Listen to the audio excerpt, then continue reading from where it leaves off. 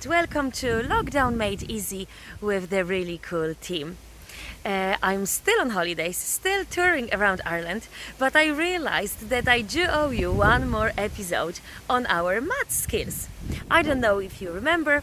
If you haven't watched the part 1 and 2, I do encourage you to do that because that will make it as a nice whole piece on math skills. So in part 1, Martina was showing you how to surround yourself with maths and how to introduce math concepts to your child as early as possible. In the second part, I was recording from West Cork. The weather was gorgeous. We were on the beach and I wanted to show you then how you can use your natural surroundings to learn the numbers and to reinforce the numbers to your child so they don't realize that they learn anything. They're just having fun. And today is our part 3 of our maths episode, and this time I'm recording from County Kildare. So as you can see, I'm really going all over the place, and this time the weather is not as nice, but we still go on loads of trips and outings, and I was inspired for this episode by our walk that we took 2 days ago. We went to Dundee Forest Park and it was lovely, and we saw some ducks in the pond, and I said to my daughter, I said, oh look, there's some duckies. So we went and we watched them, and she was fascinated by them. She loves animals.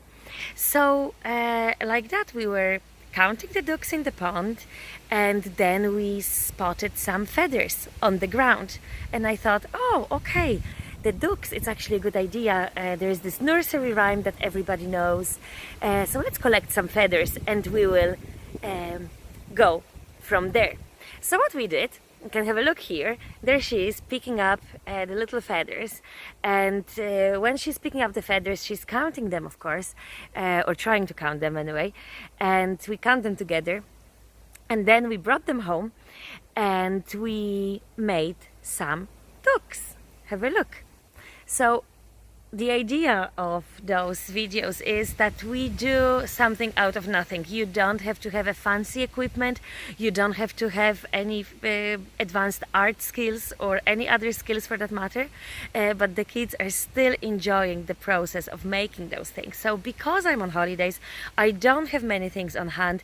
I have to see what I have, so I just look around if it's a cardboard box, if it's an old cereal box, or is it a page that I find somewhere. Use whatever you have. So I cut out, as you can see, 5 ducks. Have a look there, and I let her color them, and that was our first step. So first we counted how many ducks are there, and we colored, and then I put the number on each duck. So I numbered them 1, 2, 3, 4, 5.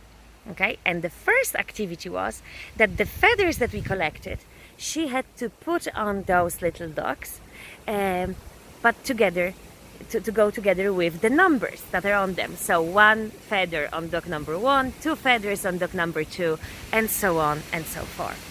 In this activity, they grasp the idea of counting, of proper counting. You see, very often people make that mistake and they say, my child can count. But what they actually can do is only naming the numbers. They are able to say 1, 2, 3, 4, 5, or even up to 20 or 100, but it doesn't mean that they understand the concept of counting. The concept of counting, the skill of counting, only happens when a child is able to see a number, process it, and understand how many pieces she needs to take or put together. So this is the proper counting. Your toddler does not need to know that yet, and they don't need to be able to do it yet, but it's fun to introduce it, and they still have fun even coloring or adding or pasting those little feathers on the ducks. Like that, of course, they don't have to be ducks. It can be anything that you can find around.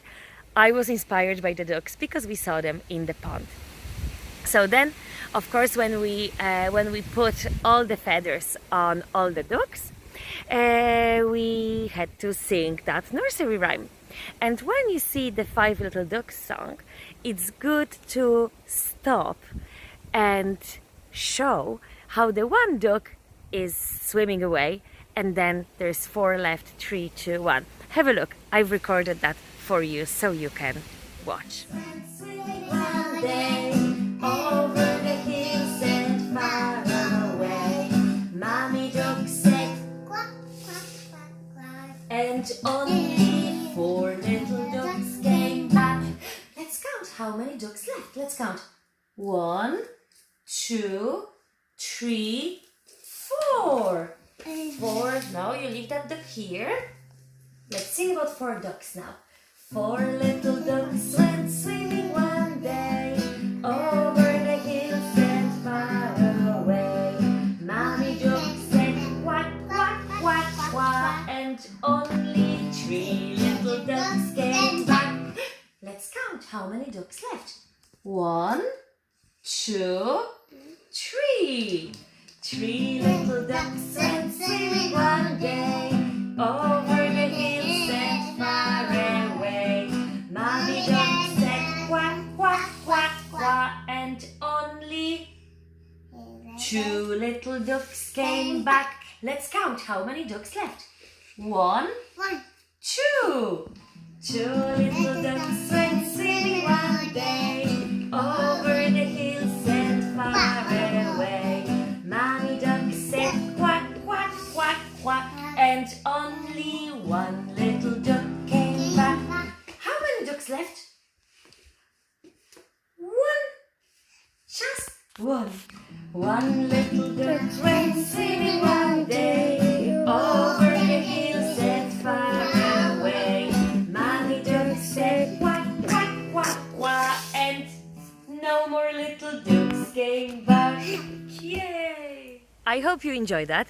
Of course, when it comes to counting, they don't have to be ducks. You can use any animal, anything that comes to your mind, anything you have handy. The great ideas are little hedgehogs. You can put numbers on the hedgehogs and then use toothpicks to make the spikes in accordance with the number that's on the hedgehogs. You can take little jars, put numbers on jars, and then ask your child to pick up some flowers and then put the proper amount of flowers to the jars. You can cut out little ladybirds and then put numbers on them and ask your child to stick little spots, and so on and so forth. The possibilities are endless. So that's it for today. Don't forget to subscribe to our channel. You can follow us on Facebook, on Instagram, on LinkedIn, and we are appearing on TikTok recently as well. You can check us out there.